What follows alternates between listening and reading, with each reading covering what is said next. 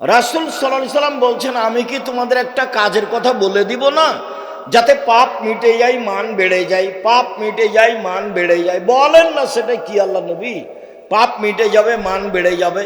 তখন আল্লাহ রসুল বলছেন, আরে সুন্দর করে অজু, পায়ে হেঁটে মসজিদ, আর সলাতের পরে বসে বসে জিকির। লোকটা যখন এরকম করলো, তার মরে যাওয়া ভালো, তার বেঁচে থাকা ভালো, তার মরে যাওয়া ভালো, তার বেঁচে থাকা ভালো। লোকটা হয়ে গেছে সেই দিনের মতো যেদিন তার মাতাকে জন্ম দিয়েছে, নিষ্পাপ হয়ে গেছে। এই কাজের আমল যত ভারী, ভালো চাল চলনের নেকি তার চেয়ে লক্ষ গুণ বেশি ভারী। কি দিয়ে বুঝায় আপনাকে ভালো চাল চলন কি জিনিস? আমি আগে একটা দলিল পেশ করি, তারপরে এখানে আবার আসবো 2-1 মিনিটের জন্য ইনশাআল্লাহ। আবু দারদা রাদিয়াল্লাহু তাআলা আনহু বলেন, রাসূল সাল্লাল্লাহু আলাইহি ওয়াসাল্লাম বলেছেন, ইন্না আসকালা শাইইন ইদাউ ফি মিজানিল মুমিনি ইয়াউমাল কিয়ামাহ খুলুকুন হাসান। বিচারের মাঠে আদম সন্তানের নেকির পাল্লায় সবচেয়ে যেটা ভারী নেকি, সবাই তো বুঝতে পারবেন এটা ইসিম তাফজিল, মানে অধিক ভারী। সবচেয়ে যেটা ভারী নেকি চাপানো হবে সেটা হলো সদাচরণের নেকি। এ কথা আমি বলিনি, এ কথা মুহাম্মদ সাল্লাল্লাহু আলাইহি ওয়াসাল্লাম বলেছেন। সবচেয়ে ভারী নেকি ভালো চাল চলনের নেকি। ভালো চাল চলন সবাই বুঝি। তোমরা কি দায়িত্বশীল? তোমরা যারা দাঁড়িয়ে আছো তারা দায়িত্ব পালন করলে ভালো কথা করো। আর তোমরা যারা দায়িত্ব পালন করছো, তোমাদের সতর্ক করছি, রাস্তায় যেন কেউ দাঁড়িয়ে না থাকে। হয় আসতে হবে, না হয় চলে যেতে হবে। হয় ভিতরে এসে বসতে হবে, না হলে চলে যেতে হবে। আমি নির্বাচনের জন্য আসিনি, আমি ঢং দেখতে আসিনি।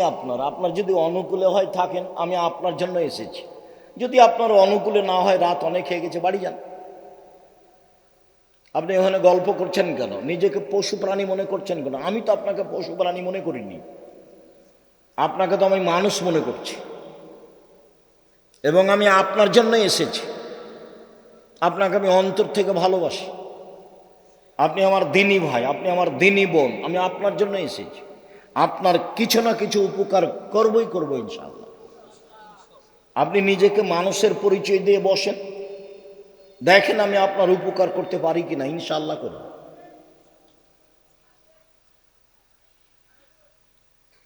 ভালো চাল চলন সবাই বুঝি। মানুষে বলে লোকটা খুব ভালো, এই যে।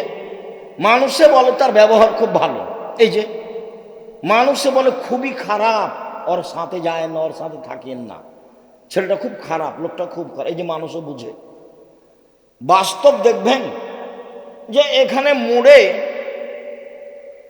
আপনি অটোতে বসে আছেন, আর আমি উঠতেই ছেলেটা টান দিয়েছি, তেমনি আমি আপনার মুখের উপরে পড়ে গেছি।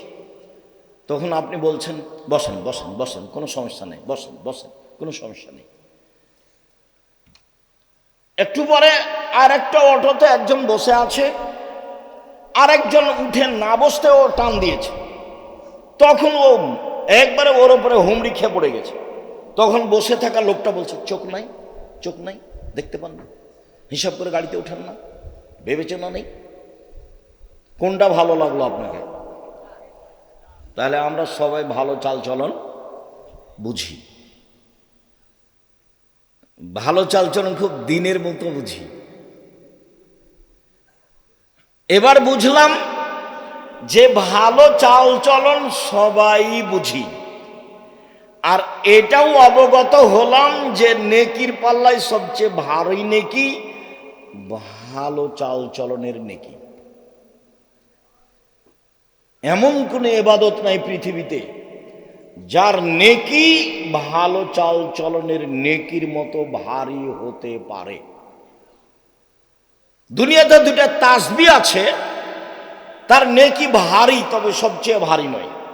রাসূল সাল্লাল্লাহু আলাইহি ওয়াসাল্লাম বলছেন, পৃথিবীর মানুষ শোনো, কালেমা তানে, 2টি বাক্য, খাফিফা তানে আলাল লিসানে, উচ্চারণে হালকা, অজু লাগে না, শরীরে শক্তি লাগে না, টাকা লাগে না। এবাদতে টাকা লাগে, তার নাম হজ। অজু লাগে, তার নাম সালাত। কষ্ট পাওয়া যায়, তার নাম সিয়াম। না খেয়ে থাকতে হয়, ইচ্ছা করলে পানি পান করা যায় না। এগুলো ইবাদত, শ্রম আছে। কিন্তু অবাক ইবাদত আছে, দুইটা বাক্য একেবারে হালকা উচ্চারণে, আর রহমানের নিকটে প্রিয়, আর দাঁড়ি পাল্লায় ভারী। সেটা হচ্ছে সুবহানাল্লাহি ওয়া বিহামদিহি সুবহানাল্লাহিল আযীম। সুবহানাল্লাহি ওয়া বিহামদিহি সুবহানাল্লাহিল আযীম। তবে আল্লাহ রাসূল বলেননি যে সবচেয়ে ভারী, বলেছেন যে ভারী। সাকিলাতানে ফিল মিজানে, দাঁড়ি পাল্লাই ভারী, তবে বলেননি যে সবচেয়ে ভারী। এইখানে বলেছেন যে ভালো চাল চলনের নেকি সবচেয়ে ভারী। মহান আল্লাহ বলেন ভালো চাল চলন, ইদফা বিল্লাতি হি আহসান ফাইদাল্লাযী বাইনাকা ওয়া বাইনা আদাওয়া কান্নাহু ওয়ালিউন হামিম। মুহাম্মদ সাল্লাল্লাহু আলাইহি সাল্লাম, আপনি মানুষের সাথে ভালো আচরণে প্রতি উত্তর দেন। মানুষের সাথে কথা বলার সময় প্রতিপক্ষ যা বলবে, যেভাবে বলবে, আপনি তার চেয়ে উত্তম ভালোভাবে বলবেন। ঠগা হোক আর জিতা হোক, কোনো সময় নিজেকে কষ্ট দিবেন না যে অত বলে নিল, অত বলে নিত। বস্তির মহিলা ঝগড়া লাগলেই এমন ফাহেস কথা বলে, ও মনে করে যে যত অশ্লীল বলতে পেরেছে তত খুশি। যখন ঝগড়া শেষ হয়ে যায় তখনও বলে যাক স্বাদ মিটিয়ে নিয়েছি, একবারে মন ভরে বলেছি, স্বাদ মিটিয়ে নিয়েছি, এ কথা বলে। তাহলে কি ও সফল? জি না, ও সফল নয়। সম্মানিত দিনী ভাই বোন, বলছিলাম প্রতি উত্তর সুন্দর দিতে হবে, তাহলে যেই দূরত্ব শত্রুতা রয়েছে অন্তরঙ্গ বন্ধুতে পরিণত হবে। মহান আল্লাহ বলেন ওয়াজাদিলহুম বিল্লাতি হি আহসান। মুহাম্মদ সাল্লাল্লাহু আলাইহি সাল্লাম শুনুন, তর্ক বিতর্কে, বাক বিতণ্ডে, শক্ত প্রতি উত্তরের সময় প্রতিপক্ষ যা বলে আপনি তার চেয়ে উত্তম বলুন। প্রতিপক্ষ যা বলে আপনি তার চেয়ে উত্তম বলুন। আপনি উত্তম বলতে বাধ্য, কখনো জোর করে কিছু করবেন না, জোর করে মনের সুবিধা নিবেন না। মহান আল্লাহ বলেন ফাবিমা রাহমাতিম মিনাল্লাহ লিনতা লাহুম ওয়ালাউ কুনতা ফাজ্জান গালিজাল কলব লানফাজ্জু মিন হাওলিক। মুহাম্মদ সাল্লাল্লাহু আলাইহি সাল্লাম, আল্লাহর পক্ষ থেকে বড় দয়া যে আপনি নরম আচরণের হয়েছেন, আপনার আচরণটা নরম। যদি আপনি কর্কশ হতেন, আপনার স্বভাবটা যদি ভালো না হতো, লানফাজ্জু মিন হাওলিক, মানুষ আপনার পাশ থেকে সরে যেত। শুনুন, ফাফু আনহুম, আপনি মানুষকে মাফ করুন। জীবনে প্রতিশোধ নেবেন না, শুধু মাফ।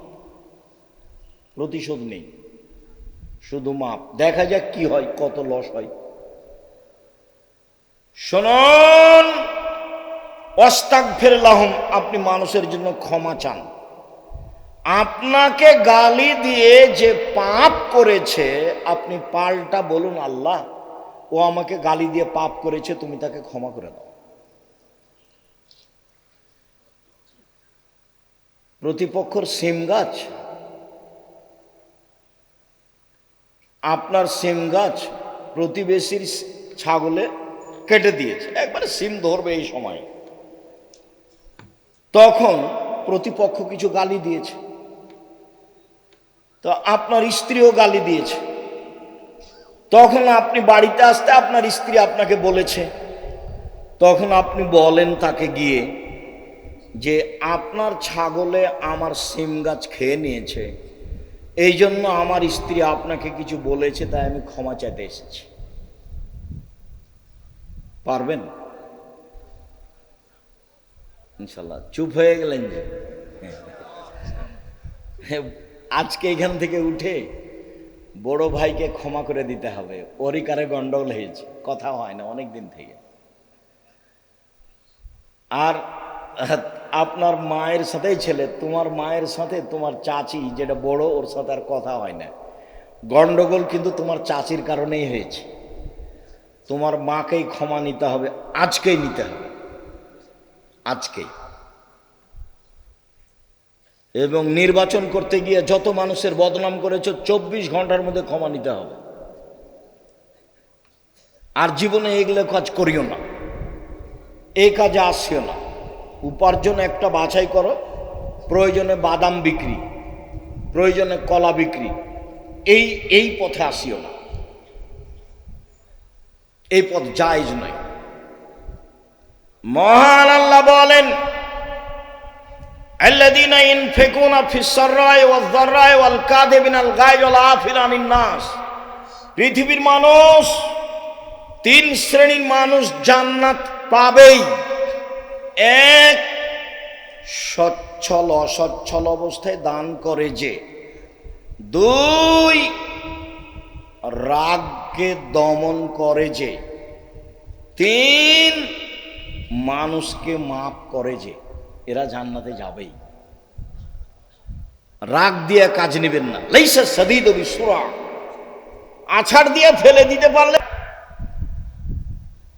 আল্লাযী ইয়ামলিকু নাফসাহু ইনদাল গাযাবে, শক্তিশালী সেই, রাগের সময় যে নিজেকে ধরে রাখতে পারে সে হলো শক্তিশালী। খবরদার ঝগড়ায় প্রতিবেশীকে গালি দিবেন না, প্রতিবেশীকে মারতে যাবেন না, ভাই ভাই ঝগড়া করবেন না। আমাদের গ্রামে একদিন দেখেছি 2 ভাই ঝগড়া করছে, দিয়ে সব জিনিসপাতি ভাগ করতে লাগলো, দিয়ে ঢেঁকিটা কেটে ভাগ করে নিল। এটা আমার চোখের সামনে, আমরা দৌড়িয়ে গেছি, খুব ঝগড়া। তারপরে বলছে একজন আর একজনকে, থাম, আমার এই ভিটে বাড়ি তোর কাছে বিক্রি করব না, এমন এক মানুষের কাছে বিক্রি করে যাব যে তোকে গুতাতে পারে। এক ভাই আর এক ভাইকে বলছে। আর আজকে আপনাকে বলছি, ভাই ভাইয়ের সাথে যে গন্ডগোল আছে আজকেই মিটাতে হবে, আগামীকাল সন্ধ্যা পার না হয় যেন, মিটাতেই হবে। এবং আপনাকে তার হাত ধরে এই সম্পর্ক গড়তে হবে। যতদিন পর্যন্ত সম্পর্ক না ঠিক হয়েছে ততদিন পর্যন্ত ইবাদত কবুল হয় না। মাওলানা সাহেবেরা খুব বিপদে আছে। মাওলানা সাহেবেরা কি আছে? খুব বিপদে আছে। একজন বিপদে পড়লে আর একজন বলে ঠিক হয়েছে, ঠিক হয়েছে, ঠিক হয়েছে, উচিত হয়েছে, উচিত হয়েছে। তোমাদেরও তাই অনেক আছে। ভাইজান, আপনাকে সতর্ক করছে, খুব সাবধান। 3 শ্রেণীর মানুষ জান্নাতে যাবেই। তার 3 নম্বরে যারা মাফ করতে পারে। সদাচরণ কি জিনিস? নওয়াস ইবনে সামান রাদিয়াল্লাহু তাআলা আনহু বলেন, আমি আল্লাহর নবীকে জিজ্ঞাসা করলাম, আল্লাহর নবী, মাল বিররু ওয়াল ইসম, একটু বলেন তো আল্লাহর নবী, পাপ কি জিনিস, নেকি কি জিনিস? আল্লাহ রাসূল একটু বলেন তো, পাপ কি জিনিস, নেকি কি জিনিস? তখন আল্লাহ রাসূল বলছেন, আল বিররু হুসনুল খুলুক, নেকি হলো ভালো চাল চলন। বললেন না যে নেকি হলো হজ, বললেন না যে নেকি হলো কোরআন তেলাওয়াত, বললেন না যে নেকি হলো সালাত, বললেন যে নেকি হলো ভালো চাল চলন, নেকি হলো সদাচরণ, নেকি হলো ভালো আচরণ। মোজাইনা কাবিলার একজন সাহাবী বলছেন, কালু, সাহাবীগণ বললেন, ইয়া রাসূলুল্লাহ, মা উতিয়াল ইনসানু মা খায়রু মাতিল ইনসানু, মানুষকে যত নেয়ামত দেওয়া হয়েছে তার সবচেয়ে উত্তম কোনটা? আল্লাহ রাসূল বলেন তো, সবচেয়ে উত্তম নেয়ামত কোনটা? সবচেয়ে উত্তম হাত নেয়ামত। এটা কাকে জিজ্ঞাসা করলে বুঝতে পারবেন? যার 1 হাত নেই তাকে। পা নিয়ামত কাকে জিজ্ঞাসা করলে বুঝতে পারবেন? যার এক পা নেই তাকে, যার দুই পা নেই আরো বুঝেও, পা কত বড় নিয়ামত। তা আল্লাহ মানুষকে অনেক নিয়ামত দিয়েছেন, জমি জায়গা, বাড়ি ঘর, স্ত্রী, আহাল পরিবার, টাকা পয়সা, হাত পা চোখ, এগুলো সব নিয়ামত। বলেন তো আল্লাহ রসুল সবচেয়ে উত্তম কোনটা? তখন আল্লাহ রসুল সাল্লাল্লাহু আলাইহি ওয়াসাল্লাম উত্তরে বলছেন, আল খলকুল হাসান, ভালো আচরণ। আল খলকুল হাসান, ভালো আচরণ। এই ছেলে, একটু খেয়াল করে থাকবেন, কিছুক্ষণ ধৈর্যের পরিচয় দিবেন, মানে কথার দাম আছে, ভুল পথে যাবেন না। কিছুক্ষণ অপেক্ষা করবেন, আমরা খুব তাড়াতাড়ি কথা শেষ করব ইনশাআল্লাহ। তো রাসূল সাল্লাল্লাহু আলাইহি সাল্লাম বললেন যে মানুষকে আল্লাহ যে নেয়ামত দিয়েছেন তার সবচেয়ে উত্তম নেয়ামত হলো ভালো আচরণ। আব্দুল্লাহ ইবনে আমর রাদিয়াল্লাহু তাআলা আনহু বলেন, রাসূল সাল্লাল্লাহু আলাইহি সাল্লাম বলেছেন, ইন্না মিন আহাব্বিকুম ইলাইয়া আহসানুকুম আখলাকান, আমার নিকটে তোমাদের সবচেয়ে প্রিয় মানুষ সেই, আমি ওকে সবচেয়ে ভালোবাসি যার চাল চলন ভালো। মুহাম্মদ সাল্লাল্লাহু আলাইহি সাল্লাম সবচেয়ে কাকে ভালোবাসেন? যার চাল চলন ভালো, যে তাহাজ্জুদ গুজার তাকে নয়, যে প্রতি মাসে উমরা করতে যায় সে নয়, যে প্রতি বছর হজ করতে যায় সে নয়। আব্দুল্লাহ ইবনে আমর রাদিয়াল্লাহু তাআলা আনহু বলেন, রাসূল সাল্লাল্লাহু আলাইহি সাল্লাম বললেন, ইন্না মিন খিয়ারিকুম আহসানুকুম আখলাকান, তোমাদের মধ্যে সবচেয়ে ভালো মানুষ যার চাল চলন ভালো। আমার কাছে সবচেয়ে প্রিয় মানুষ যার চাল চলন ভালো। আব্দুল্লাহ ইবনে আমর রাদিয়াল্লাহু তাআলা আনহু বলেন, একদা আল্লাহ রাসূলকে বলা হলো, আল্লাহ রাসূল আইয়ুনাসে আফজাল, সবচেয়ে ভালো মানুষ কে? দেখেন তো কি উত্তর আসে। আল্লাহ রাসূল একটু বলেন তো সবচেয়ে ভালো মানুষ কে? তখন আল্লাহ রাসূল সাল্লাল্লাহু আলাইহি সাল্লাম বলছেন, সাদুকুল লিসান মাকমুমুল কলব, সত্যবাদী যে, অন্তর পরিষ্কার যার, সেই ভালো মানুষ। সত্যবাদী যে, অন্তর পরিষ্কার যার। তখন সাহাবীগণ বললেন, সত্যবাদী এটা বুঝি, কিন্তু মাখমুমুল কলব এই কথা বুঝি না, এটা কি? তখন আল্লাহ রাসূল বলছেন, আন-নাকিয়ু ওয়াত-তাকিয়ু, স্বচ্ছ পরহেজগার, স্বচ্ছ পরহেজগার, স্বচ্ছ পরহেজগার, সেই হলো সবচেয়ে ভালো মানুষ। তখন আল্লাহ রাসূল আবার বলছেন, শোনো, স্বচ্ছ মানুষ কে? এক, লা ইসমা আলাইহি, যার পাপ নেই সে, পাপ করলে ক্ষমা চায়। দুই, অলা বাগিয়া, সীমালঙ্ঘন নেই যার। তিন, অলা গিল্লা, আত্মসাৎ নেই যার। চার, অলা হাসাদা, হিংসা নেই যার। এক, পাপ